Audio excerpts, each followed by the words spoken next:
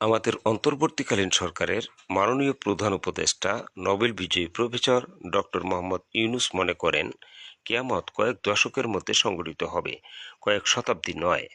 আসুন তার মুখ থেকেই আমরা বিষয়টি শুনে নিই।